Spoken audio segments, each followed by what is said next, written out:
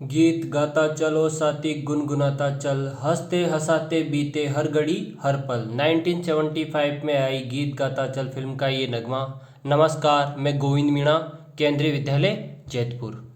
इस वीडियो में हम क्लास 8 का चैप्टर 1 रिसोर्सेज स्टडी करेंगे। इस चैप्टर को हमने टोटल 4 टॉपिक में डिवाइड किया है। जो फर्स्ट टॉपिक होगा हमारा वो होगा व्हाट आर रिसोर्सेज। तो इसके बाद जो हमारा सेकंड टॉपिक होगा वो होगा टाइप्स ऑफ रिसोर्सेज। तो टोटल 3 टाइप ऑफ रिसोर्सेज इस चैप्टर में हम स्टडी करेंगे। Natural resources, human made resources और ह्यूमन जो इंसान है वो खुद भी एक रिसोर्सेज है, यानी जो प्राकृतिक संसाधन, इंसानों के द्वारा निर्मित संसाधन, और जो इंसान है, व्यक्ति जो आदमी है, वो स्वयं भी एक रिसोर्सेज है। जैसा कि हम सभी जानते हैं कि हमारी जो अर्थ उसमें लिमिटेड रिसोर्सेज हैं, जितने भी रिसोर्सेज है, तो उनका कंजर्वेशन भी हमारे लिए बहुत आवश्यक हो जाता है, इम्पोर्टेंट हो जाता है। तो इसमें जो थर्ड टॉपिक होगा हमारा वो होगा रिसोर्स कंजर्वेशन। साथ में रिसोर्स कंजर्वेशन को और इम्प्रूवमेंट लाने के लिए, है ना, और जो रिसोर्स है जो उनका मैनेजमेंट के साथ जो कंजर्वेशन करना है वो हमें देखना है। साथ ही साथ में जो हमारा फोर्थ टॉपिक होगा उसमें हम देखेंगे सस्टेनेबल डेवलपमेंट, जो सतत विकास है, इस धारणा को हम फोर्थ टॉपिक में स्टडी करेंगे। तो शुरू करते हैं। देखो, जो हमारा पहला टॉपिक है व्हाट आर रिसोर्सेज। तो देखो, हर वो सब्सटेंस मतलब वस्तु या चीज जो वैल्यूएबल हो। वैल्यूएबल मतलब जिसमें कुछ ना कुछ वर्थ हो। वर्थ मतलब उसकी वैल्यू हो या मूल्य हो, या फिर वो यूजफुल हो। यूजफुल मतलब प्रयोग में किया जाना हो। किसके लिए? इंसानों के लिए, ह्यूमंस के लिए। तो उसको क्या बोलेंगे? रिसोर्सेज या रिसोर्स बोलेंगे। यानी हर वो चीज़ जिसका हम यूज कर रहे हैं और उसकी कुछ ना कुछ कीमत है, वो रिसोर्स है। जैसे कि यूट्यूब है। यूट्यूब में मैं वीडियो बना रहा हूँ और इस वीडियो को आप देख रहे हो, तो ये स्टडी जो है, यानी जो शिक्षा है, उस जो टीचिंग है, उसको एक जगह से दूसरी जगह जो ट्रांसफ़र हो रही है, तो किसके माध्यम से हो रही है? उसमें मीडियम क्या है? यूट्यूब। तो यूट्यूब क्या है? एक रिसोर्सेज है। तो जो रिसोर्सेज है ना, वो एनवायरनमेंट को क्रिएट करते हैं। एनवायरनमेंट में हमारा एयर आता है, हवा आती है, वाटर आता है, फॉरेस्ट आता है, या जो दूसरे बायोफॉर्म्स होते हैं वो किस में आते हैं? एनवायरनमेंट में। साथ ही साथ में देखो, जो इंसान होते हैं ना, ह्यूमन बीइंग होती है, तो इसके सर्वाइवल के लिए रिसोर्सेज काफ़ी इम्पोर्टेंट होते हैं। तो जैसे जो संसाधन क्या होता है? कोई भी वो पदार्थ जो मनुष्य के लिए मूल्यवान हो, जिसकी वैल्यू हो, और साथ में वो इंसानों के लिए क्या हो? उपयोगी हो। क्या कहलाता है? संसाधन कहलाता है। तो ये हमारा संसाधन हो गया। आप वीडियो को बीच में पॉज करके ये जो डिस्क्रिप्शन है इसको आप और भी डिटेल से पढ़ सकते हो। साथ ही साथ में जब आप इस वीडियो को देख रहे हैं तो आप 8th क्लास की जो टेक्स्ट बुक है ज्योग्राफी की, वो भी साथ में रखें। सेकंड टॉपिक है हमारा what are types of resources. तो जो रिसोर्सेज है उसके कौन कौन से टाइप्स हैं? तो देखो, जो रिसोर्सेज है उसके टोटल 3 टाइप्स हैं। पहला टाइप उसका नेचुरल रिसोर्सेज है। दूसरा उसका ह्यूमन मेड रिसोर्सेज, जो इंसानों के द्वारा बनाए जाने वाले रिसोर्सेज है। और जो थर्ड है हमारा वो है human also is a resources, जो इंसान है वो भी एक स्वयं में एक रिसोर्सेज है। तो सबसे पहले जो पहला टाइप है वो है हमारा नेचुरल रिसोर्सेज। तो देखो, जब हमारी अर्थ की उत्पत्ति हुई थी, हमारी जो पृथ्वी है उसका ओरिजिन हुआ था, जब पृथ्वी की उत्पत्ति हुई थी, तो उस उत्पत्ति के साथ जो जो रिसोर्सेज हमें अर्थ में मिल गए हैं वो कौन से रिसोर्सेज है? नेचुरल रिसोर्सेज है। ठीक, तो जैसे इसमें एयर है, एयर में एटमॉस्फेयर आ जाएगा, रिवर्स, लेक्स, जो वाटर बॉडीज है जिसमें हाइड्रोस्फीयर आ जाता है ना, और जो सॉलिड पोर्शन है अर्थ का, जो हमारा क्या है? लिथोस्फीयर, यानी स्थल मंडल। ठीक, साथ ही साथ में इनके बीच में जो एक नेरोजोन है, नेरोजोन में क्या आ जाती है? जीव जंतु, जिसे बायोस्फीयर कहते हैं। यानी लिथोस्फीयर, हाइड्रोस्फीयर, एटमॉस्फेयर और बायोस्फीयर। तो ये जो 4 डोमेन्स ऑफ द अर्थ है ना हमारे, या एनवायरनमेंट के जो 4 डोमेन है, ये किस में आ जाते हैं? नेचुरल रिसोर्सेज में। अब देखो, जो नेचुरल रिसोर्सेज हैं ये भी ब्रॉडली 2 कैटेगरी में हैं। फर्स्ट कैटेगरी इसकी होती है रिन्यूएबल रिसोर्सेज, और सेकंड कैटेगरी होती है इसकी नॉन रिन्यूएबल रिसोर्सेज। अब देखो, जो रिन्यूएबल रिसोर्सेज हैं, रिन्यूएबल को हिंदी में कहेंगे हम नवीकरणीय संसाधन, जिनका हम एक बार यूज कर लेते हैं। ठीक, यूज करने के बाद वो नेचर में ऑटोमेटिक वापस आ जाते हैं, यानी कि उन्हें बनाने की ज़रूरत नहीं पड़ती है, नेचर में वो दोबारा आ जाते हैं। जैसे कि हमने किसी प्लांट्स का यूज़ किया फर्नीचर की लकड़ी के लिए, या कागज़ बनाने के लिए हमने किसी प्लांट्स का यूज़ किया, तो प्लांट्स ऑटोमेटिक वापस ग्रो हो जाएगा। साथ ही साथ में जो एनिमल्स होते हैं वो भी वापस नेचर में आ जाते हैं। इसके अलावा रिन्यूएबल रिसोर्सेज में एयर है, जो हवा है ना, वो भी बार बार रिन्यू होती रहती है। वाटर है, वाटर भी रिन्यू होता रहता है। सन हीट है या सनलाइट है, ये सब भी रिन्यूएबल है। यानी रिन्यूएबल रिसोर्सेज क्या है? ऐसे रिसोर्सेज जिनका एक बार यूज करने के बाद में वो वापस नेचर में आ जाएंगे, यानी वो बार बार आते रहेंगे। तो जैसे सोलर एनर्जी और जो विंड एनर्जी है वो भी बार बार आती रहती है। तो रिन्यूएबल रिसोर्सेज हो गए हमारे, यानी नवीनीकरणीय संसाधन। इसके बाद है नॉन रिन्यूएबल रिसोर्सेज, अनवीकरणीय संसाधन। ऐसे रिसोर्सेज, ऐसे संसाधन जिनका जब हम एक बार यूज कर लेते हैं तो वो वापस अर्थ में दोबारा नहीं आते हैं।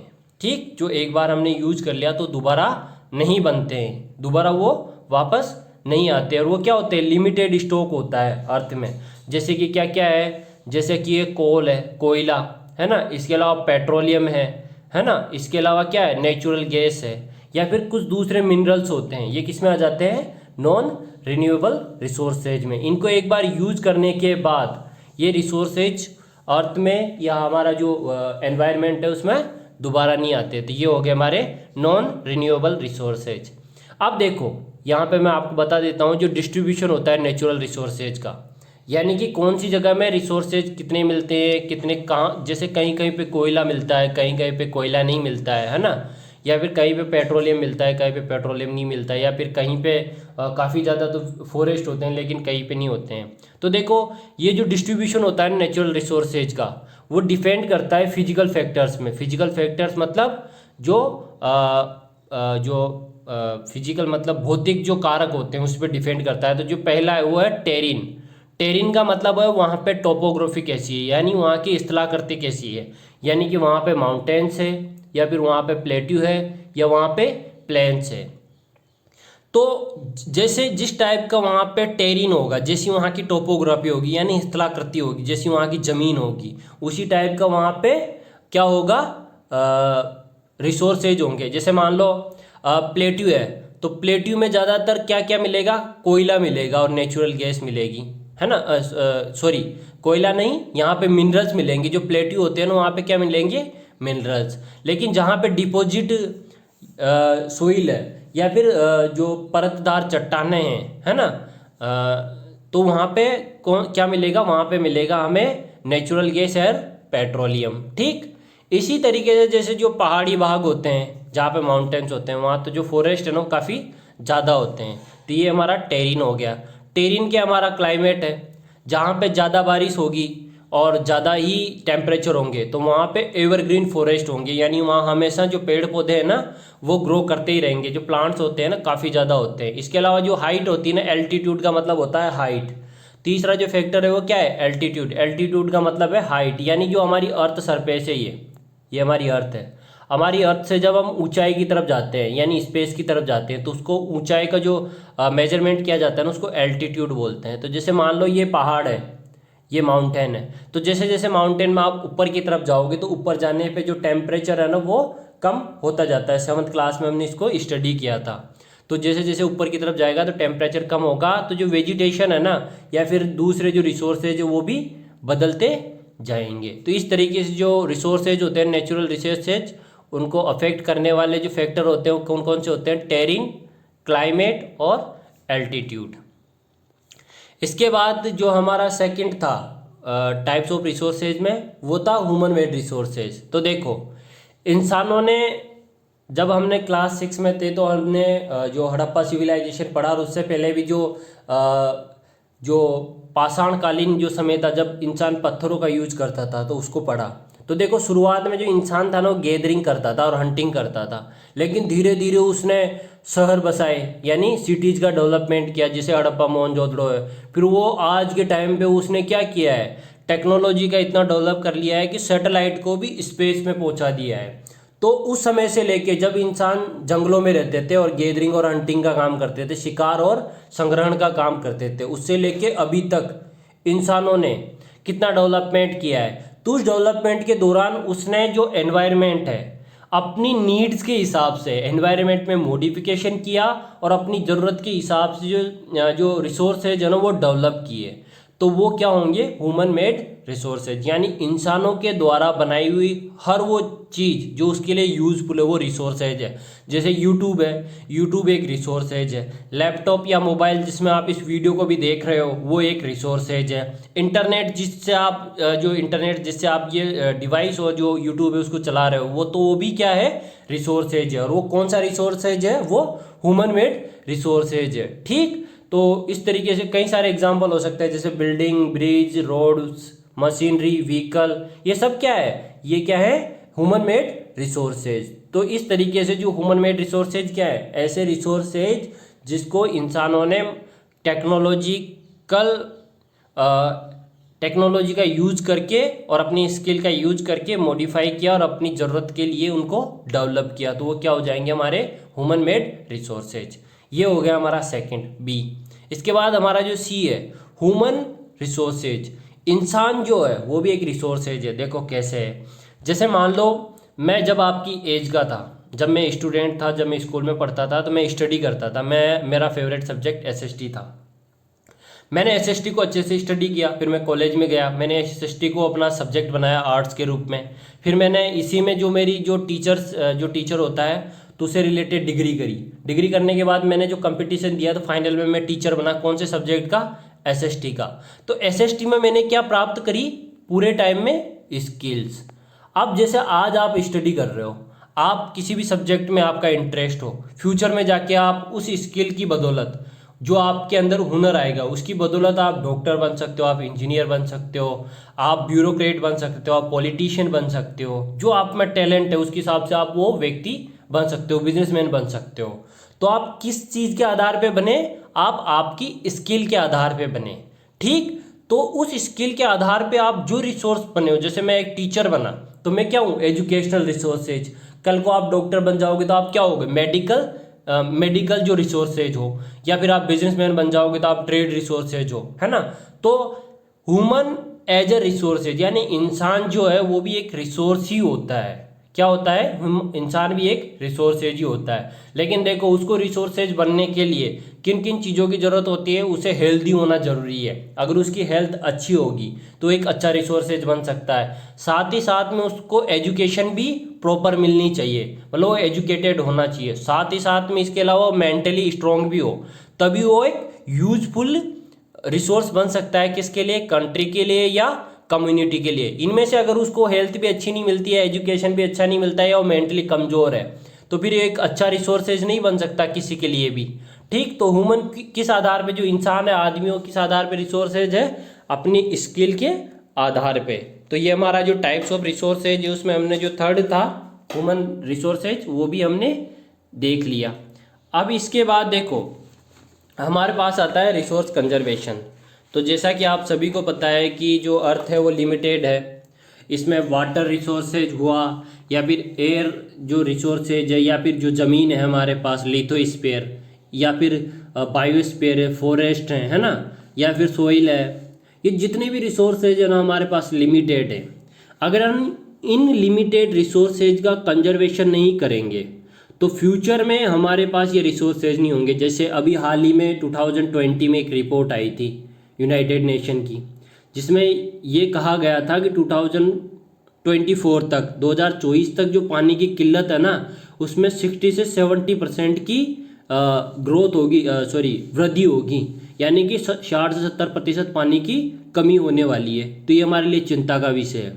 तो अब अगर हम पानी का कंजर्वेशन नहीं करेंगे, अभी वाटर का कंजर्वेशन नहीं करेंगे, तो हमारे पास पीने का पानी भी नहीं होगा। और अगर पीने का पानी नहीं होगा तो जीवन है पृथ्वी में वो संकट में आ जाएगा। तो इसलिए हमारे लिए जो रिसोर्स कंजर्वेशन है ना वो काफ़ी ज़रूरी है। और देखो जैसा कि हमने अभी पढ़ा है कि जो नेचुरल रिसोर्सेज होते हैं उसमें नॉन रिन्यूएबल जो रिसोर्सेज होते हैं वो तो लिमिटेड स्टॉक में है। जैसे नेचुरल गैस हुई, पेट्रोलियम हुआ या कोयला हुआ, ये तो फ्यूचर में हमारे पास रहेंगे ही नहीं। तो इनका भी अगर हमने कंजर्वेशन नहीं किया तो फ्यूचर में हमारे सामने कई सारे चैलेंजेस आ जाएंगे। साथ ही साथ में क्या होता है कि जो ओवर एक्सप्लॉइटेशन कर रहे हैं हम, किन का, रिसोर्सेज का। यानी हमारी ज़रूरत से ज़्यादा जब हम रिसोर्सेज का यूज करते हैं, चाहे वो कागज़ हो, जैसे हम क्लास 8 में हैं तो 8 में जो हम स्टडी करते हो तो उसके लिए जो कागज़ हम ज़्यादा से ज़्यादा यूज कर रहे हैं जबकि ज़रूरत कम है। यानी हम अगर कागज़ को बचाते हैं तो हम ट्रीज को बचाएंगे, जो पेड़ पौधे हैं ना जिनसे कागज़ बनते हैं उनको बचाएंगे। और जब हम पेड़ पौधों को बचाएंगे तो ऑक्सीजन भी देंगे और वो वाटर कंजर्वेशन का भी काम करेंगे और जो हमारा एनवायरनमेंट है ना उसको भी प्रोटेक्ट करेंगे। तो इस वजह से जो रिसोर्स कंजर्वेशन है ना वो काफ़ी ज़रूरी चीज़ है हमारे लिए वर्तमान समय में। ठीक, तो रिसोर्स कंजर्वेशन हमारे लिए बहुत इम्पोर्टेंट थ्योरी है, फिनोमिना है। तो हमें रिसोर्स कंजर्वेशन करना चाहिए, हमारी लेवल पे भी करना चाहिए। जैसे हमारे आसपास भी कोई रिसोर्सेज है तो उसका, जैसे फूड है तो फूड का हमें कंजर्वेशन करना चाहिए, जितना हमें खाना है उतना ही हमें यूज करना है ना। या फिर अगर हम कागज़ यूज करते हैं, पेपर यूज करते हैं तो हमें पेपर भी बचाना चाहिए, है ना। या फिर जो दूसरे रिसोर्स है जिनको हम यूज करते हैं उन सबको हमें कंजर्वेशन करना चाहिए। तो रिसोर्स कंजर्वेशन एक बेसिक नीड है जो वर्तमान समय है उसमें। ठीक, अब देखो हमारा जो नेक्स्ट टॉपिक है वो है सस्टेनेबल डेवलपमेंट। तो देखो सस्टेनेबल डेवलपमेंट एक ऐसा डेवलपमेंट है, इस डेवलपमेंट में हम जो डेवलपमेंट है उसको बैलेंस करके डेवलप करते हैं। जैसे कि वर्तमान ज़रूरतें जो हमारी प्रेजेंट नीड्स है, यानी हमारी वर्तमान समय की जो ज़रूरतें हैं, प्रेजेंट नीड्स है, उनको तो हम पूरा करेंगे ही सही, साथ ही साथ में जो फ्यूचर में आने वाली जो जनरेशन है, जो पीढ़ियां हैं हमारी, भविष्य में जो पीढ़ियां आएगी हमारे बाद के, उनके लिए भी हम रिसोर्सेज रखेंगे। समझ रहे हो बात को? मतलब सिंपल सा है कि इस तरीके से डेवलपमेंट करना, इस तरीके से विकास करना कि वर्तमान ज़रूरतें भी हमारी पूरी हो जाए और फ्यूचर की जो ज़रूरतें हैं उनको भी हम पूरा कर ले। उस टाइप का हम जो डेवलपमेंट करेंगे उसे ही कहेंगे हम सस्टेनेबल डेवलपमेंट। हिंदी में इसको कहते हैं सतत आर्थिक विकास। ये हमारी क्लास 8 की जो बच्ची है रुस्वी, उसने इसको बनाया। ये सस्टेनेबल डेवलपमेंट गोल है। टोटल देखो सस्टेनेबल डेवलपमेंट जो गोल है इसमें देखो आप, जो सस्टेनेबल डेवलपमेंट गोल है ना, इसको जो यूनाइटेड नेशन है, ऑर्गेनाइजेशन है, जो इसने यूनाइटेड नेशन की जो जनरल असेंबली है उसने इसको अडोप्ट किया था 2015 में। यानी कि एक ब्लूप्रिंट है to achieve a better and more sustainable future for all.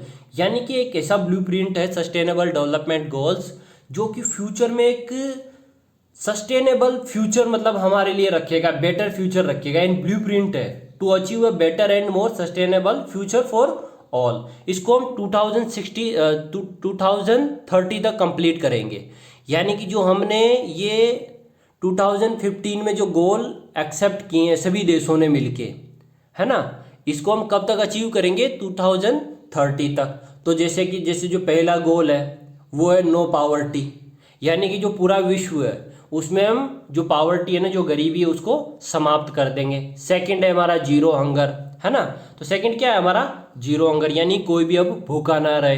जो थर्ड है हमारा good health and well being है, यानी अच्छा स्वास्थ्य होना चाहिए, सभी को अच्छी स्वास्थ्य सुविधाएं मिलनी चाहिए। जिस तरीके से ये जो अभी कोरोना मेडिकल इमरजेंसी आई है पूरी दुनिया में, तो गुड हेल्थ तो हमारे लिए एक नेसेसरी और बेसिक नीड हो गई, इसको तो हमें पूरा करना ही पड़ेगा। साथ में हमारा जो फोर्थ जो गोल है वो है गुड क्वालिटी एजुकेशन। यानी देखो एजुकेशन तो हमें देना है लेकिन उसमें भी क्वालिटी एजुकेशन होना चाहिए, यानी उससे ज़्यादा से ज़्यादा स्किल डेवलप हो, ज़्यादा से ज़्यादा टेक्नोलॉजिकल डेवलपमेंट आए और ज़्यादा से ज़्यादा जो सिटीजन और जो स्टूडेंट है उनको बेनिफिट हो। पांचवा है हमारा जेंडर इक्विलिटी, महिला और जो पुरुष के बीच में जो असमानताएं हैं, मेल और फीमेल के बीच में जो इनइक्विलिटी, उसको हमें समाप्त करना है और महिलाओं को पुरुषों के बराबर लेके आना है पूरे वर्ल्ड में। 6 है हमारा क्लीन वाटर एंड सैनिटेशन, हमें साफ पानी, जैसा मैंने अभी बताया कि 2024 तक जो पानी की बहुत बड़ी किल्लत पूरे वर्ल्ड में होने वाली है, तो हमें क्लीन वाटर का भी काम करना है। 7 है हमारा अफोर्डेबल एंड क्लीन एनर्जी। देखो एनर्जी का जो मतलब है ना, एनर्जी का मतलब होता है इलेक्ट्रिसिटी नहीं होता है एनर्जी का मतलब। अक्सर क्या करते हैं हम एनर्जी का मतलब क्या निकालते हैं? इलेक्ट्रिसिटी। एनर्जी का मतलब सब आ जाते हैं, जिसमें पेट्रोल भी आ जाएगा, उसमें डीजल भी आ जाएगा, उसमें केरोसिन भी आ जाएगा, है ना, उसमें मोमबत्ती भी आ जाएगी और उसमें इलेक्ट्रिसिटी भी आ जाएगी, यानी एनर्जी में सब आएंगे। तो क्लीन एनर्जी कब मिलेगी? जो कि एनवायरनमेंट के नुकसान न पहुंचाती हो तो वही क्लीन एनर्जी है। जैसे क्लीन एनर्जी में क्या क्या आएगा, सोलर एनर्जी, विंड एनर्जी या फिर बायोगैस, ये क्या है, ये क्लीन एनर्जी है। तो जो 7 है हमारा वो क्या है, 6 जो हमारा क्या है goal, clean water, sorry affordable and clean energy. इसके अलावा जो 8 है हमारा वो है इकोनॉमिक ग्रोथ। इकोनॉमिक ग्रोथ होगी तो ज़्यादा से ज़्यादा लोगों को एम्प्लॉयमेंट मिलेगा, रोजगार मिलेगा। ज़्यादा लोगों को रोजगार मिलेगा तो जो इनकम है वो बढ़ेगी और सभी लोगों को अच्छी शिक्षा और अच्छा स्वास्थ्य भी मिलने लग जाएगा। इसके अलावा जो इंडस्ट्रीज है 9, इंडस्ट्रीज और इंफ्रास्ट्रक्चर है उसको भी हमें डेवलप करना है। इसके बाद जो हमारा 10 है हमारा रिड्यूसिंग इनइक्वलिटी। देखो जो 10 है हमारा क्या है, रिड्यूसिंग इनइक्वलिटी है। ये देखो जो 10 है ना वो क्या है हमारा, रिड्यूस्ड इनइक्वलिटीज़। देखो आपको सबको पता है कि जो इंडिया का अगर हम एग्जांपल लेते हैं तो भारत में 98% जो पॉपुलेशन है ना इंडिया की, वो सिर्फ 2% जो वेल्थ है उसमें यूज अपना जीवन यापन करती है। जबकि भारत की जो 2% लोग हैं ना, सिर्फ 2% लोग, उनके पास पूरे इंडिया की 98% क्या है, वेल्थ है, यानी पैसा है भारत का 98%। सिर्फ कितने लोगों के पास, सिर्फ 2% लोगों के पास। तो इस इनइक्वलिटी को हमें समाप्त करना है, ये मनी गरीबी हमें दूर करनी है इससे। साथ में जो पुरुष और महिला के बीच में जो इनइक्वलिटीज है उनको भी हमें ख़त्म करना है। इसके अलावा सस्टेनेबल जो सिटीज है वो डेवलप करनी है। सस्टेनेबल सिटीज़ का मतलब है ऐसे शहर जिसमें क्लीन एनवायरनमेंट हो, साफ सुथरी सड़कें हो, लाइटिंग हो और पार्क्स हो, पब्लिक ग्राउंड हो और बच्चों के लिए प्ले ग्राउंड हो। ठीक, इसके अलावा रेस्पॉन्सिबल कंजप्शन एंड प्रोडक्शन, हमें इस तरीके से प्रोडक्शन करना है, इस तरीके से हमें उत्पादन करना है जो रेस्पॉन्सिबल हो, यानी एनवायरनमेंट को नुकसान ना पहुंचाता हो, और साथ में हमें जो कंजप्शन करना है उस चीज़ का हमें यूज करना है तो वो भी रेस्पॉन्सिबल हो। ठीक, इसके अलावा क्लाइमेट एक्शन है, यानी जिस तरीके से क्लाइमेट में जो चेंजेस हो रहे हैं उनको भी हमें रोकना है और एनवायरनमेंट को सेव करना है। लाइफ बिलो वाटर, जो 14 गोल है हमारा वो क्या है, लाइफ बिलो वाटर, यानी कि जो समुद्र या जो पानी है, पानी के नीचे जो जीव जंतु है उनका भी हमें संरक्षण करना है। लाइफ ऑन लैंड, जो ज़मीन में जो जितने भी फॉरेस्ट हैं, वाइल्ड लाइफ है या फिर वेजिटेशन है उसका भी हमें प्रोटेक्शन करना है। 16 जो हमारा है वो है peace, justice and strong institution. देखो शांति रहेगी अगर किसी नेशन में, यानी पीस रहेगी और जस्टिस रहेगा, न्याय रहेगा, तो वो देश काफ़ी उन्नति करेगा। ठीक, और जो हमारा लास्ट है वो है पार्टनरशिप फॉर द गोल्स। ये जितने भी 16 गोल्स है, टोटल जो 16 गोल्स है ये हमारे, इन गोल्स को अचीव करने के लिए जितने भी देश हैं विश्व के, दुनिया के जितने भी देश हैं वो एक दूसरे से पार्टनरशिप करेंगे इन गोल्स को आगे बढ़ाने के लिए। तो इस तरीके से हमारे जो 17 सस्टेनेबल डेवलपमेंट गोल्स हुए, ये कब लागू हुए हैं, ये हुए हैं 2015 में, और ये कब अचीव करने हैं हमें, 2030 में। ठीक, तो इस तरीके से हमने क्या स्टडी किया, सस्टेनेबल डेवलपमेंट गोल। तो इस तरीके से हमारा जो चैप्टर है वो समाप्त हो जाता है। एक बार हम रिवीजन कर लेते हैं चैप्टर का फिर से। तो देखो सबसे पहले हमने रिसोर्सेज की डेफिनेशन जानी कि रिसोर्सेज क्या होता है। तो हर वो सब्सटेंस जो वैल्यूएबल हो या यूजफुल हो, किसके लिए, इंसानों के लिए, वो क्या कहलाता है, रिसोर्सेज। जैसे मैं आपको स्टडी करा रहा हूँ तो मैं भी एक रिसोर्सेज हूँ। इसके बाद हमने जाना what are types of resources. तो रिसोर्सेज की जो टाइप्स है वो 3 टाइप्स के हैं। पहला है नेचुरल रिसोर्सेज, दूसरा है ह्यूमन मेड रिसोर्सेज, और थर्ड जो है human also is a resources, जो इंसान है वो खुद भी एक क्या है, रिसोर्सेज है। तो सबसे पहले हमने नेचुरल रिसोर्सेज जाना। तो नेचुरल रिसोर्सेज की भी दो जो कैटेगरी है ना वो ब्रॉडली 2 टाइप की, एक रिन्यूएबल है, एक नॉन रिन्यूएबल है। तो रिन्यूएबल रिसोर्सेज क्या है, ऐसे रिसोर्सेज जिनको अगर हम एक बार यूज कर लेते हैं तो वापस अर्थ में आ जाते हैं, यानी कि उनको एक बार हमने यूज कर लिया लेकिन वो वापस आ जाएंगे, जैसे सोलर और विंड एनर्जी है। जबकि जो नॉन रिन्यूएबल रिसोर्सेज है ना उनको जब हमने एक बार यूज कर लिया और उनका लिमिटेड स्टॉक है तो दोबारा अर्थ में नहीं आएंगे, जैसे कोल, पेट्रोलियम, नेचुरल गैसेज है। इसके अलावा हमने जो डिस्ट्रीब्यूशन है नेचुरल रिसोर्सेज को, तो उसको अफेक्ट करने वाले 3 फैक्टर है। पहला है टेरिन, यानी वहाँ की ज़मीन कैसी है, स्थलाकृति कैसी है, यानी वहाँ माउंटेन है, प्लेट्यू है, प्लेन्स है। ठीक, दूसरा है क्लाइमेट, वहाँ की जलवायु कैसी है। अगर हॉट एंड वेट यानी गर्म और नमी वाली जलवायु, तो वहाँ पे ट्रॉपिकल एवरग्रीन फॉरेस्ट होंगे, वहाँ पे काफ़ी ज़्यादा फॉरेस्ट होंगे। और अगर हॉट और ड्राई क्लाइमेट है, जहाँ पे गर्मी तो ज़्यादा है और सूखा रहता है, बारिश नहीं होती है, तो वहाँ पे क्या होगा, डेजर्ट होगा। और लास्ट है हमारा एल्टीट्यूड, यानी ऊंचाई के साथ साथ भी डिस्ट्रीब्यूशन चेंज होता है रिसोर्सेज का। इसके बाद हमने जाना था ह्यूमन मेड रिसोर्सेज। तो जो ह्यूमन मेड रिसोर्सेज हैं, ऐसे रिसोर्सेज जिनको इंसान अपनी स्किल से डेवलप करता है और अपनी नीड के हिसाब से उसको मॉडिफाई करता है, एनवायरनमेंट में चेंज करता है, तो ऐसे रिसोर्सेज को क्या बोलेंगे, ह्यूमन मेड रिसोर्सेज। लास्ट में जो ह्यूमन रिसोर्सेज यानी जो इंसान है ना, मानव भी एक संसाधन है, जैसे मैं एक संसाधन हूँ, आप फ्यूचर में एक संसाधन होंगे स्टडी करने के बाद, है ना, तो हम भी क्या है, संसाधन है, रिसोर्सेज हैं। लास्ट में हमने रिसोर्स कंजर्वेशन, थर्ड टॉपिक था हमारा रिसोर्स कंजर्वेशन, इसको जाना कि देखो अर्थ में काफ़ी लिमिटेड रिसोर्सेज हैं और अगर हम इनका ओवर एक्सप्लॉइटेशन करेंगे तो फ्यूचर में समाप्त हो जाएंगे, तो हमें केयरफुली जो जितने भी रिसोर्सेज हैं उनका यूज करना है और उनको सेव करना है, उनको कंजर्व करना है। इसके बाद हमने सस्टेनेबल डेवलपमेंट जाना। तो जो सस्टेनेबल डेवलपमेंट है वो क्या है, ऐसा विकास जिसमें आज की ज़रूरत है, प्रेजेंट की जो नीड्स है उसको भी पूरा किया जाएगा और फ्यूचर की जो जनरेशन आएगी उनके लिए भी हम डेवलपमेंट करेंगे, तो ये होता है सस्टेनेबल डेवलपमेंट। उसके बाद हमने सस्टेनेबल डेवलपमेंट गोल्स जो है 17 गोल्स, उनको स्टडी किया, जो कि यूनाइटेड नेशन जो है उसने इनको 2015 में एक्सेप्ट किया था और इनको कब अचीव करना है, 2030 में इनको अचीव करना है। तो देखो जो रिसोर्सेज हैं वो लिमिटेड है, तो इसमें लिखा है कि money is your but resources belong to the society, यानी कि पैसा हो सकता है आपका हो, आप उससे चीज़ को खरीद रहे हो, चाहे कागज़ हो या पेन हो या पेंसिल हो, आप उसको खरीद रहे हो, लेकिन उसका मिसयूज नहीं करना है, उसको वेस्ट नहीं करना है। तो जो जितने भी रिसोर्सेज है ना सोसाइटी से बिलोंग करते हैं, तो सेव अर्थ सेव रिसोर्सेज। ठीक, तो इस तरीके से जो हमारा चैप्टर है वो कंप्लीट हुआ। लास्ट में फिर वही गाना, गीत गाता चलो साथी गुनगुनाता चल, हंसते हंसाते बीते हर घड़ी हर पल। ये यूट्यूब में आप इस गाने को सर्च करके सुन सकते हो। Thank you very much.